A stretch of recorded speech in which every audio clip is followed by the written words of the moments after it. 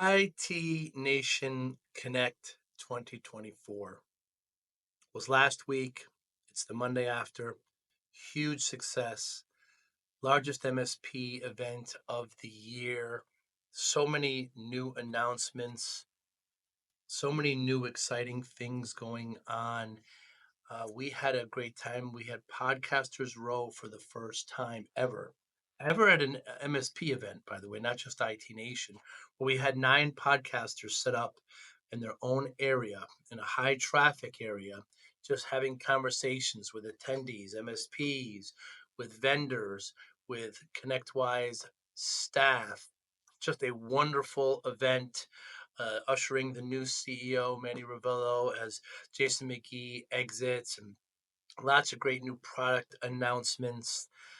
I personally had a speaking session there as well, which was a great success, how to help MSPs in sales and marketing with podcasting. There was great after parties with Universal and Stone Temple Pilots, and Tony Hawk spoke, and it was an incredible event. We recorded many conversations, and the following is one of the conversations, and they were all great. It was a high traffic area, so they might be a little noisy, but just a great event. I encourage everyone to consider going to it. Thanks so much for listening. Hi, I'm Joey Pinz, and here's my 45-second introduction. After starting my business in the 90s, I started developing poor habits of eating in my diet because of working way too much. I found myself at 340 pounds. The doctor told me if I don't lose the weight, I'm not going to see my daughter graduate. I took the next 7 months, lost 130 pounds. People ask me, how'd you do it? What's the secret? I need to lose weight. How'd you do it? How did I lose the weight? Just one word: discipline. I've had other successes in life, and I attribute them all to discipline. Now, I'm not the king of discipline, but I believe that it can help all of us. Friends convinced me to start a podcast. The podcast mission: how do we better ourselves and society? I talk to interesting people in health, fitness, sport, wellness, business, technology, science, art, and culture. And I eventually ask them how discipline plays a role in their life. Podcast vision: growth through learning from others. What is it about Denver you like? Outdoors. The weather's perfect, dry, not humid. Outdoor mountains. I love the mountains. It's crazy to me how it snows like 7-8 inches, and then like the afternoon or the next morning it's gone. Gone. Love it. I moved to Evergreen, so it's just inside the Front Range, and yeah, we just had a foot of snow, so it'll probably be there for 2-3 days, but it's good. I only know that Front Range is like right in front of the Rocky Mountains. Yep, exactly. Because you can't get lost in Denver, right? Because the Rocky Mountains are there, and it's west. Exactly. So you know it's there. Yeah, it's a great place, and it's booming population-wise. It is growing, right? Crazy. Yeah, it's the second California. And you like to play hockey? I don't like to play hockey. I just like to watch it. I couldn't be on ice. You're not a hockey player. You have more of a baseball body. Baseball. Love baseball. Always did adult softball, baseball in high school and everything. Basketball. Outfielder? Outfielder, pitcher, shortstop, and third base. Pitcher. Are you right-handed? I am. So what was your 1 and 2? It was pretty much fastball, 2-seam and 4-seam, and then a changeup. That's pretty much that's it. Changeup's tough though. It is. Yeah, it's really hard. It's a lot of the grip on the ball. So. You got a lot of Rockies games? No, because I'm not a Rockies fan. So where you from originally? Down south, Louisiana, Bossier City, and became an Atlanta Braves fan back in the early 90s. Of course you did. So I remember my very first Atlanta Braves game, Turner Field, and then it suddenly was on TV, the whole 90s. So I was immersed. Whew. Chipper, Glavine, Maddox, Smoltz. Yep, yeah. The whole thing. Yeah, we see Smoltz doing a lot of great comments. Maddox kind of disappeared. He did. He does. Funny. I'm in these Atlanta Braves groups, and he pops up on social media and comments. Yeah, it's pretty fun. He's always had this kind of nerd, kind of doctorish approach, but he was the master. He was Cy Young winner, but he was just known as the scientist, right? Pitching scientist, hit the edges. Yeah. Top and bottom of the zones. A plan for each batter, a plan for each pitch. It's incredible what they did back then. Compared to now, today they have these iPads and they check everything. And pitchers come in for 15 pitches and then leave. Yeah, it's pretty. I never heard about the things to speed up the game. I wonder if they're a fan of that. Those kind of older time guys. I think that they are but at the same time, there's some nostalgia. So I don't think they affected the nostalgia. I think the problem is today's society is we're very fast paced, Right. social media, and everybody's like this attention deficit, right? So I think that a lot of those things really accelerated. Games now are like 2.5 hours, which I love. Yes. So I know, because they would get 3-4 hours. it would be long. And then extra more innings. throws to first base. It's like- taking your time, No longer we're going to have 19 inning games. Right. Yeah, that's right. It'll go quicker. And stealing is encouraged because they increase the size of the size of base. too. Yep. And so I played second base a little bit. And man, Adam, once they start showing the shift, man, that would screw me up. Yeah, it was hard, but They got rid of that too. got to be a better hitter. Yeah. Take advantage of it. Yeah. So whenever Atlanta comes to Denver, you go and see. Absolutely. We'll see every game. Are there a lot of Braves fans for those? There is actually. Rockies are like almost last place. Transients. Yeah, they definitely do that. Yeah. So MSP Plus used to be called MSP OS. It did, yes. So if you ever see that, it's been rebranded. After 6-8 months of us merging, we decided to drop the operating system. Because when we talk operating system, you think of entrepreneurs operating system, you think of the business side of things, but we're in a tech space. And so quite often operating system translates to software development. So that's where we had to drop the OS piece. And so it was 4 or 5 companies coming together. Yes. It was last ITNation just a year ago where we had an ice bar party. It was fantastic. A lot of organizations, a lot of business partners, a lot of people I've known in the industry for a very long time. Stack Advisors, Bill Stucklin, that go back to 2006. Mike Williams, Jameson, all in the, all advisory council members. Yeah. So very cool. Yep. So bringing these all together does what for the community, for MSPs? Gives us one roof to be able to service MSPs. So we strive to be the Deloitte and McKinsey of the space, where come to us. Yes, we can take care of your technical consulting. We can take care of the engineering of those things. But we also have the business coaching. So it's the through and through from top all the way down your stack of services. MSP comes to you and says, I need help. So the same 3 things to me, Adam, have been keeping MSPs up for about the last 3 or 4 years when I talk to them. 1, security. They're worried about their clients getting infected and dealing with that. 2 is human capital. If their big tech leaves, how they're going to replace, how they're going to get new. And 3, just generally speaking, these tech-led companies aren't good at growth, aren't good at sales and marketing. With the advent of all PE coming in, they're concerned about their bottom line and their multiplier.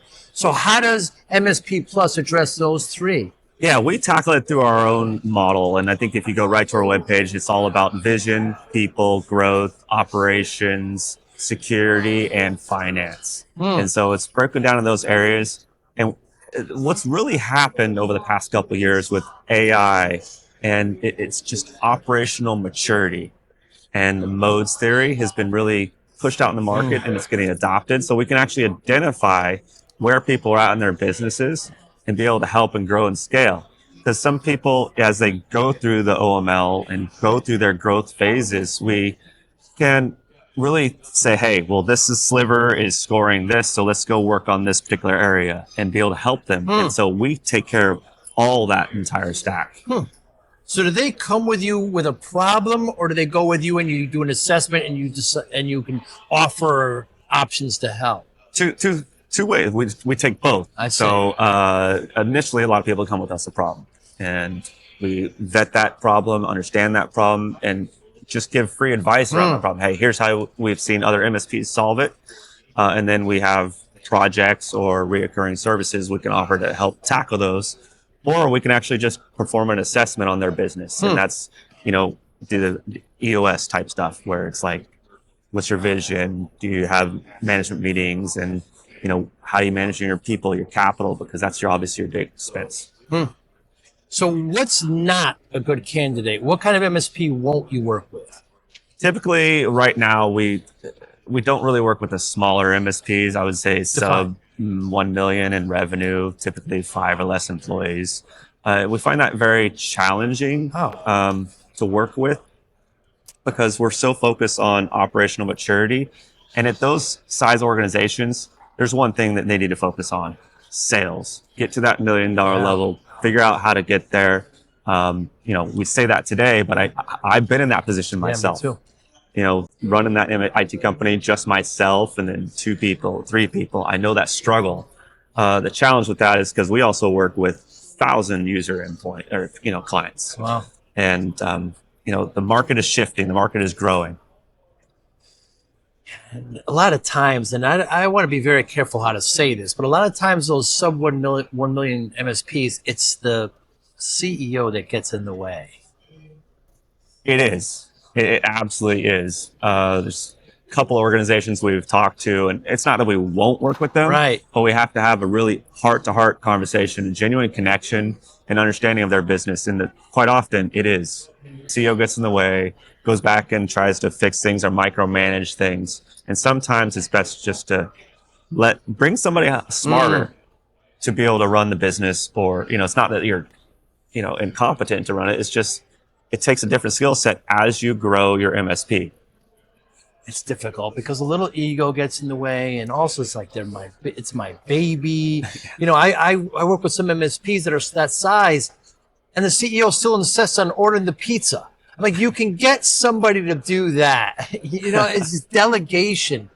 It's tough to let go sometimes. It is, and I talk about this in my book, Scaling with Purpose. Right. And one of the things I've learned early on in my career, and it happened through my financial struggles of losing my house back in 2007, 2008 through a short sale. Then trying to keep the business growing, being, financially strapped. Then ended up in the hospital due to a viral infection of my heart. And I was in the hospital for 5 days. Wow. And so I was so involved in my business. It was driving me insane, emotional stress. It's just chaos. Wow. And so I learned this MOO method from Dean Jackson. And it's really just think about what you do in a week. And if you were working 40 hours a week, write down everything you do. Cut that time in half. After? I did this after. I see. Yeah. And so you write down all your tasks and you figure out, hey, what am I doing this week? Take that, have that. And it's like, okay, well, I only have half the time to spend in my business. What tasks would I do? And then put in 2 hours. What would I do in 2 hours in a single week in my business? And then that's what you need to be focusing on the entire time. Everything else on your list that you put on your 40 or your 20-hour list, find a way to outsource it, hire it, or replace it. Very cool. Really incredible. That is really cool. So when you're talking to these MSPs, especially those ones trying to get over the hump and can't delegate, how do you promote life-work balance? Like it seems that you struggled with that and you learned to remedy it. I did. It's letting go of the vine a little bit. I was so emotionally tied into my business, making sure delivering awesome service, excellent service, and really obsessed about perfection on running wires and making sure the plates are labeled properly or the same color. Like I would obsess about those things to be a perfection. The problem is you can't grow and scale that unless you have team members you hire. And so I started doing that MOO method, started tackling that little task. First thing, if you have trust in somebody, begin outsourcing some of the finance stuff, bookkeeping. Yeah. And quite often engineers don't know how to run books. They know how to run computers. And that's where I caught myself in a situation and where I ended up early on in my career. And who's better to learn from than who somebody's been through that? Right. I haven't gone through bankruptcy, but that's where you go, to somebody who's been through it. So you learn that experience. I've been through it, not bankruptcy, but the financial disasters of business and trusting somebody to be able to run that. So you kind of found a mentor. Yes. 100%. And in a way, that's what MSP Plus does, in a way. We hold hands, we create relationships and create a community, and we've been through it. Every leader in our organizations has built an MSP, grown an MSP, been involved in MSP business. And so we've been there, done that ourselves. And so we want to take you through that, hold your hand through it and say, it's not as bad as it seems, or it's not, you don't have to struggle. Has there been anything in the last, I don't know, month or so, Adam, that you changed your mind on? Ooh. Well, I just relocated to Denver, Colorado. From California, Fresno, California. Absolutely loving that change. We just did that this past year. And, you know, that's a tough question, because it's like there's a lot of different things I go back to. Like, what did I change my mind on? There's no right answer. Somebody gave me what I think is a great answer, is that they went from well-done cheeseburgers to medium rare. It's a big move. That is a big move, for sure. For me, you know, I've done a lot less drinking. Scaling that back. I've also been going through this journey this past year.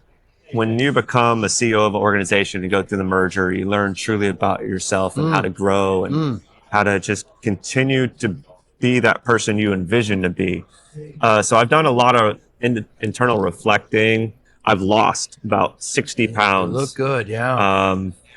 And just delivering, you know, speaking engagements. And I think one of the things that changed my career quite a bit is the rap battle. I don't know if you remember that a few years ago. That was... How did the rap battle change your career? I cannot rap, but I can sing. Yes. So I was like, okay, I'll try it. Okay. And the hurricane. So if everybody recalls, it was Hurricane Nicole came in. Rap battle was supposed to be like a side thing where it's supposed to be like 50, maybe 100 people attend it. It then became, because the hurricane, we have to be trapped inside the Rosen Shingle Creek, that became the thing and the event. I remember. And so therefore we were on stage, no cue cards, no nothing. We had to come up with our own rap. And I failed miserably. I don't remember you failing. A lot of people don't, because I'm also enjoy and have fun and laugh, and there's probably a lot of alcohol involved backstage. But just that experience changed my way I handle things, the way I do things in public speak and engage. So we're here, like you said, we're in Orlando. We're at ITNation Connect. It's the biggest event of the year. It's Shingle Creek. It just started today. What are some of your goals at this event, Adam? At this event, connecting, meeting people. I love talking to people, love engaging in their business, love and help people overcome their struggles that they're experiencing in their personal life, and then tackling that with some of the business things we can do, so it's one less thing they have to worry about. That's my focus. That's merchable and connections there. You know, you mentioned your life-work balance. So when I started my MSP, I'm not sure if you know this, but I wasn't taking care of myself. I got up to 340 pounds. Yeah, I was a 46-inch waist. Yeah, the website's got pictures. And so the doctor says to me, if I don't lose the weight, I'm not going to see my daughter graduate. She was just born. So it scared the hell out of me. I'm driving home, punching the steering wheel. You know, this is my pie hole. I'm the one who did it. I'm going to get myself out. 6-7 months later, I lost about 130 pounds. Wow. You lost the weight. You can't look at it as a finishing line, right? You've got to continue those habits. Many people gain the weight back. So when I tell the story, people quick say, what's your secret? And if there's no freaking secret, discipline. That's how I lost the weight. Routine, willpower, etc. That's how does discipline play a role in your life, Adam Bielanski? It all is how I want to be presented on stage or be in front and be that CEO that's strong. And what I've learned through a lot of reading and so forth is that discipline is really super critical. I've done a lot of reading, more reading than I've ever done the past year. because I need to grow. I need to be curious. Get curious or get out. That's what I say. So that's what was the original question? Discipline play a role in your life. It's huge because I just also have a daughter who's a year and a half right now as well. So remarried, new daughter. I have 2 teenage boys as well, and just I want to create an awesome, amazing family and have a life that she's going to grow up and enjoy. My 2 sons are going to really grow up and enjoy, and I wasn't providing that in the past. So I let business get in the way. I let running that and just obsessed about success and financial gains in the business, where it's truly not about that. So when I become disciplined about becoming a proper leader, you're taking in your personal life, your business life, and your family life in account. So it's discipline in all 3 of those areas, and every area has to be taken care of. Very cool. And ultimately, yourself comes first. Right. You have to take care of yourself, and if you can't take care of yourself, you can't take care of your family. If you can't take care of your family, you can't take care of your business. Yeah. So when you went to the hospital, when I was that weight, Adam, I was like, well, my body got used to it. You know, your body's this wonderful machine. Sure, I'd lose my breath a little bit, but I'd get used to it. You've got to sit back and learn how to take care of yourself. Absolutely. 100%. Not get in the hospital or not get up to 340 pounds. What motivates you, Adam?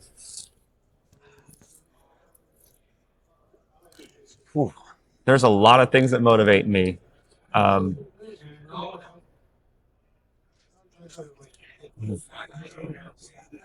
My family really pushes me and drives me. And seeing them, prosper, gain, and just creating that generational change. Again, Go Giver. He's here this week. Bob Berg. Yep. Read a lot about that, and obviously Robert Kiyosaki with the father. Oh my gosh. Yes. Yeah. Rich Dad, Poor Dad. Yes. Really impacted me quite a bit. And so it's just that's what drives me is my family. So given that motivation, how do you measure success? Time off. The amount of time that I actually spend with my family. Because in my early days, it was all financial. Like many of us when we're young. When we started, just hustling, grinding for that dollar. And then as I become more mature and older, and now I have teenage kids, and then that's something I've really over the past 2 years just experiencing. Have a daughter. I'm older, wiser, more mature, and just through that, it's become so much more important than the financial gain. The financials, that just comes if you actually focus on your passions, what you love to do as organization. So, well, Adam, thanks so much for your time. Very cool. So you're also one of our Forza Dash MSP Influencer Channel Leaders 2024. We got a great gift for you here. Awesome. Thanks so much. Great to see you. I'll see you up in the suite playing a little pool. For sure. Definitely. Thanks Pleasure. so much. Yes, definitely. Thanks, Adam. Thank you for listening and or viewing Joey Pinz Discipline Conversations. Please share this episode with 1 or 2 of your friends who you think may benefit from the episode. Our website, www.joeypins.com. There you'll find lots of resources, and you could join our mailing list. Please follow us on all our social media, Instagram, Twitter, and Facebook. Podcast information, the video version of our podcast is on YouTube. Please subscribe. Audio is on all major podcasting platforms. Please follow them. And if you like it, please consider giving 5-star rating. Would really appreciate that. Thank you again for listening or watching Joey Pinz Discipline Conversations.